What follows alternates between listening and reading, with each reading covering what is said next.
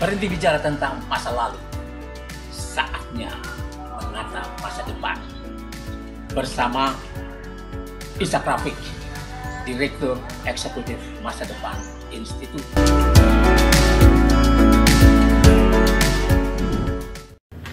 Assalamualaikum warahmatullahi wabarakatuh. Saudara-saudara sekalian, kita jumpa lagi. Anda bersama Ishak Rafiq, Direktur Eksekutif Masa Depan Institut. Panjangnya Institut Masa Depan Indonesia. Kita akan membahas kali ini masih berhubungan dengan Capres Cawapres. Fenomena Gibran Rakabuming Raka yang tiba-tiba berada di orbit menjadi cawapresnya Prabowo Subianto. Ini menjadi bagian dari yang mengkhawatirkan. Munculnya Gibran dianggap sebagai alarm, sebagai warning bahwa Indonesia memasuki zaman yang lain, bukan zaman baru. Ini sangat berbeda zaman baru dengan zaman lain. Sebab dia memang tidak punya pengalaman yang kinclong dalam urusan-urusan negara. Dia cuma seorang anak presiden, ya, yang diorbitkan sedemikian cepat menurut para pengamat untuk membangun sebuah politik dinasti, dan ini membuat para pakar kita, para aktivis senior, wartawan senior, Gunawan Muhammad, Eros Jarot, para aktivis gerakan perubahan, gerakan keadilan, gerakan politik, LSM dan lain sebagainya menjadi khawatir bahwa Indonesia menuju zaman lain. Tapi Gibran tak bisa diremehkan oleh siapapun yang kini peduli pada negara dan bangsa ini. Mau kemana ke depan? Sebab pasangan Prabowo Subianto dan Gibran Rakabuming Raka bukanlah pasangan biasa. Dia mendapat injeksi sebuah tim bertaraf nasional yang telah memenangi 2 kali Pilpres, memenangkan Bapak Presiden Joko Widodo yang dulu dianggap sebagai presiden rakyat, diorbitkan oleh Partai Demokrasi Indonesia Perjuangan, diboyong dari Solo ke Jakarta, belum selesai masa jabatan diorbitkan menjadi Presiden Republik Indonesia dan menang. Jadi timnya ini tim yang luar biasa. Prabowo Subianto pernah menjadi lawannya dan kemudian berhasil ditekuk menjadi anak buah. Dan sekarang sangat mengharapkan tim yang 2 kali mengalahkannya. Tim yang punya pengalaman luar biasa dalam mempengaruhi rakyat dan kaum intelektual, partai-partai dan lain sebagainya, melunakkan semua. Ini sangat diharapkan tetap punya kekuatan yang sama seperti dulu, dan Prabowo yang sekarang seperti tidak mengharapkan pendukungnya yang lama lagi, karena mengharapkan tim ini bekerja keras untuk dia memenangkannya. Dan kata Andika Perkasa, mantan Panglima TNI, sekarang perangkatnya jauh lebih lengkap karena ada lagi perangkat desa yang ikut mendukung pasangan Prabowo Gibran. Memang orang bertanya, kalau Gibran cuma seorang anak pedagang somai atau anak pemulung, maka tidak mungkin punya dukungan seperti ini. Dan Jokowi sang maestro yang mampu menundukkan semua partai-partai dengan caranya sendiri, sekarang 8 partai bergabung untuk memenangkan pasangan Prabowo Subianto Gibran. Mereka adalah Gerindra, Golkar, PAN, PBB, Garda Republik, Demokrat, PBB, PSI, dan Gelora. Sebagian besar para ketum partai ini adalah orang-orang yang tersandra oleh kasus. Golkar yang punya ketua Erlangga Hartarto dulunya ingin maju, tapi kemudian setelah kasusnya dijadiin alat, maka dia pun meninggalkan lapangan dan ikut masuk kolam bersama Gerindra. Kemudian PAN yang juga punya kasus, ketuanya masuk kolam.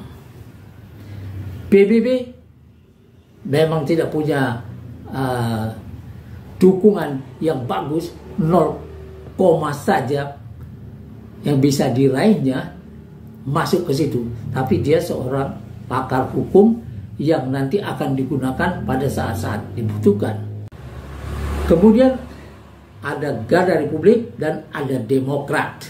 Demokrat yang sudah dikuyo-kuyo, hampir dihancurkan, hampir direbut, terpaksa menyerah di ujung-ujungnya ini, dan kemudian AHY bergabung masuk kolam menjadi berudu. PSI sudah pasti, dan Gelora ya kita tahu ya, dia meninggalkan habitatnya PKS, si Fahri Hamzah dan Anies Mata, kemudian bikin Gelora, kemudian melapor kepada Jokowi, dia sudah tak di PKS lagi. Nah ini, perangkat ini luar biasa. Jadi yang dihadapi pasangan Anies Baswedan, Muhaimin Iskandar, dan Ganjar Pranowo Mahfud MD bukanlah Gibran ansih, tapi adalah sebuah tim yang kuat yang dipimpin selama ini oleh Presiden Joko Widodo, dan terang-terangan ya, sejak awal sudah mau cawe-cawe, dan ini saatnya. Di samping itu ada lagi, ada KPU, ada Panwaslu, ada buzzer, ada influencer, dan konglomerat yang sudah dibina sedemikian rupa menjadi sebuah pasukan tempur yang luar biasa.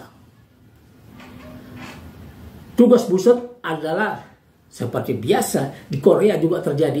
Ini bukan fenomena Indonesia saja, dan di negara-negara lain juga terjadi ini. Tugasnya adalah memanipulasi keadaan yang tidak menyenangkan, yang membangkrutkan negara, yang menghancurkan, merampas tanah-tanah rakyat sebagai sesuatu yang bagus. Perdebatan akan terjadi di ranah ini, di medsos. Sehingga rencana-rencana ke depan yang bagus-bagus tidak bisa dikerjakan. Orang sudah habis waktu untuk berdebat. bagaimana pasangan Anies Baswedan dan Muhaimin Iskandar, Ganjar Pranowo, Mahfud MD menghadapi ini. Pasti tidak gampang. Tapi siapapun pemenangnya nanti, keadaan negara ya tidaklah baik-baik saja. Tugas pemenangnya nanti adalah menuntaskan kasus-kasus antara lain pencucian uang senilai 349 triliun yang sudah menjadi ya dibicarakan dalam RDP DPR bersama Mahfud MD yang bertugas menyelesaikan itu. 349 triliun ini bukan nilai yang kecil, nilai yang sangat besar, dan ini adalah kalau bisa disita oleh negara, dia bisa meringankan biaya pendidikan, bisa gratis anak-anak kita sampai ke perguruan tinggi kalau itu dijadikan dana abadi pendidikan.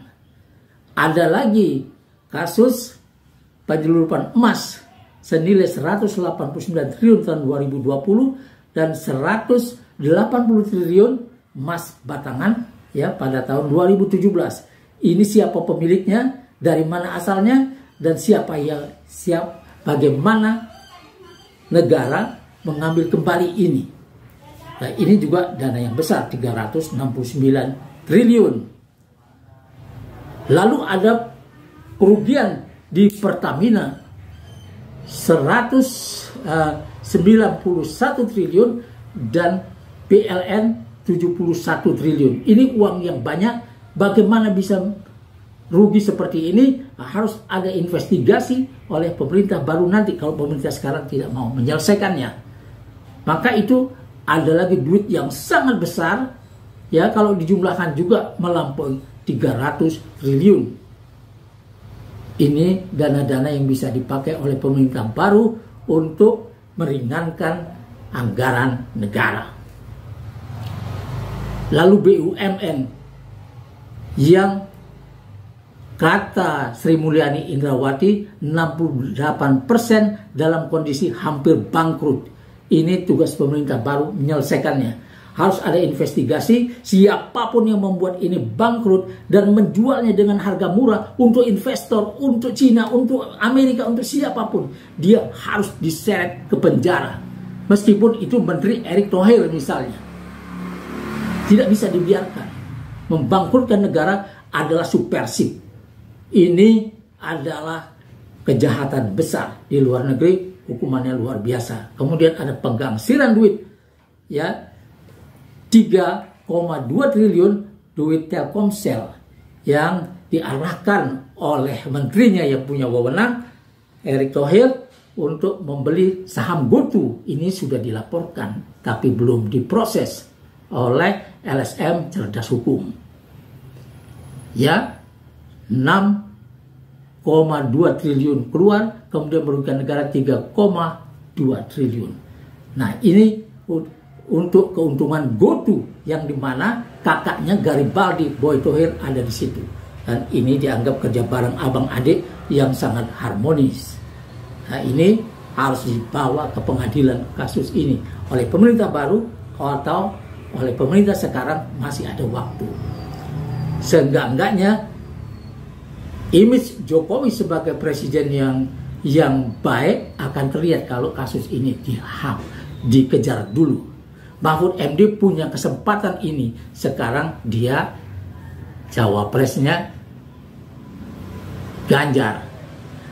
Apakah PDIP mau memanfaatkan ini untuk membuat keadaan negara ini ke depan menjadi lebih baik, atau memasuki zaman lain di mana semua kasus ini Ganjar, ya, Prabowo Subianto dan Gibran sudah belajar dari pendahulunya bahwa kasus-kasus ini sudah terbuka secara umum, tapi kalau dicuekin tidak ada apa-apanya dan tidak akan ada yang melawan. Nah, Indonesia ke depan, para aktivis gerakan perubahan harus berada di ranah ini. Dan timnya Anies tidak bisa main-main. Dua tim ini, Ganjar dan Anies, harus bersatu melawan secara sistemik agar tidak dicurangi. Semua orang tahu Anies bakal menang bersama Muhaimin kalau tidak dicurangi. Semua orang bilang begitu, semua pengamat bilang begitu. Ganjar juga bersama Mahfud MD bisa memenangi ini bila tidak dicurangi. Dan sama-sama, dan Ganjar, timnya Ganjar, PDIP udah gaspol, harus diberesin. Sudah kritik Ganjar terhadap pengelolaan pemerintahan selama ini, kecurangan dan lain sebagainya, juga dari PDIP. Tidak boleh lagi ada intimidasi terhadap rakyat katanya. Maka ini adalah jalan yang harus ditempuh. Kalau tidak menempuh jalan ini secara sistemik, maka semua pertemuan politik yang dilakukan cuman bernilai euforia yang tidak akan berakibat positif terhadap pemenangan capresnya Ganjar atau Anies. Tidak akan ada. Karena sistem inilah yang sangat berperan dalam memenangkan ini. Ketika suara-suara itu dibawa dari TPS menuju kelurahan, dari kelurahan kecamatan, dan terus sampai nasional. Nah, ini tim yang membawa ini adalah bagian dari kekuasaan. Dan belum ada upaya untuk meluruskan ini juga tentang dana DPT yang dianggap 52 juta lebih bermasalah. Ini belum diurus. Kalau mau menang, urusan-urusan ini harus diselesaikan dalam 1-2 bulan mendatang. Nah, apabila karena ini kemudian memang dikehendaki untuk chaos, kemudian terjadi sesuatu yang lain, ya, sesuatu yang lain, terjadi kerusuhan, kemudian ada darurat sipil yang mungkin sudah direncanakan, semua orang secara geremeng-geremeng. Saya baru saja habis berjalan dari Jakarta menuju Cikopo, Pekalongan, Semarang, Jombang, Malang, sampai Banyuwangi. Keadaan ini menjadi bagian yang disoroti, tapi secara geremeng-geremeng, bukan diskusi publik yang besar. Semua orang khawatir. Nah, bagaimana mengatasi ini adalah tugas tim capres untuk membawa keadaan menjadi fair. Pemilu yang seperti kata Megawati Soekarno Putri harus fair, harus luber, langsung, umum, bebas dan rahasia, jujur dan adil. Ini harus diupayakan secara masif, secara terang-terangan lewat berbagai pertemuan dan diskusi. Sedangkan bagian lain yang menginginkan perubahan total harus sudah mencatat segala macam yang harus diperbaiki. Dan sekarang ada fenomena baru adalah Pilpres tanpa Jokowi. Ini gejala baru yang dipicu oleh politik dinasti. Wassalamualaikum warahmatullahi wabarakatuh. Kita lanjutkan kepada pembahasan lain di tataran ini. Wassalamualaikum.